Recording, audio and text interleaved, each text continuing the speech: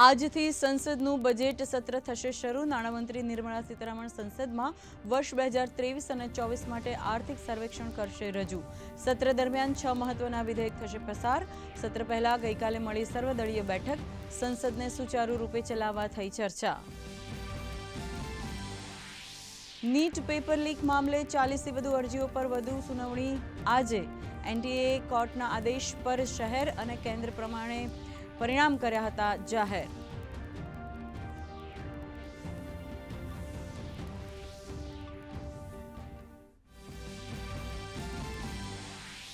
ઉત્તર પ્રદેશમાં કાવડ યાત્રાના રૂટ પર દુકાનો પર નેમ પ્લેટ મામલે સુપ્રીમ કોર્ટમાં આજે સુનાવણી।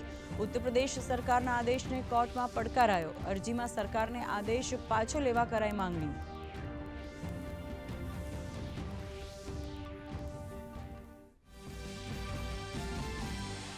દેશના અનેક રાજ્યોમાં ભારે વરસાદ। ઉત્તરાખંડ, હિમાચલ પ્રદેશ, મહારાષ્ટ્રમાં વરસાદનું અપાયું એલર્ટ। નાગપુર, ભંડારામાં સ્કૂલ કોલેજ બંધ। તો રાજ્યમાં છેલ્લા 24 કલાકમાં 150 તાલુકાઓમાં વરસાદ। છેલ્લા 24 કલાકમાં સુરતના ઉમરગાંવમાં ખાબક્યો 8.5 ઇંચ વરસાદ।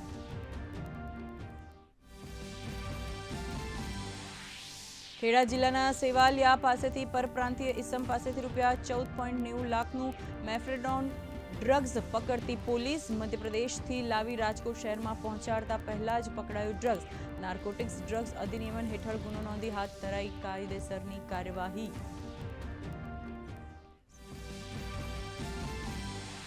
વાયરલ એન્સેફેલિસ અને ચાંદીપુરા રોગ નિયંત્રણ માટે રાજ્ય સરકાર કટિબદ્ધ। રાજ્યના તમામ ગામોમાં દવા અને સ્પ્રે છંટકાવની મેગા ડ્રાઈવ પૂરજોશમાં। સુરત અને પંચમહાલ જિલ્લામાં નોંધાયો એક શંકાસ્પદ કેસ।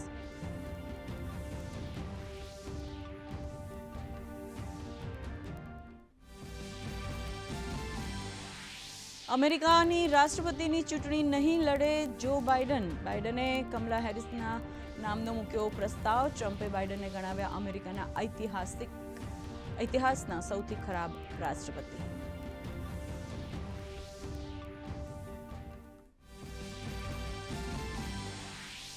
T20 મહિલા એશિયા કપમાં સતત બીજી જીત સાથે ભારતીય ટીમનું શાનદાર પ્રદર્શન। યુએઈને 78 રને આપ્યો પરાજય। 29 બોલમાં 64 રન ફટકારનાર રિચા ઘોષ બની પ્લેયર ઓફ ધ મેચ।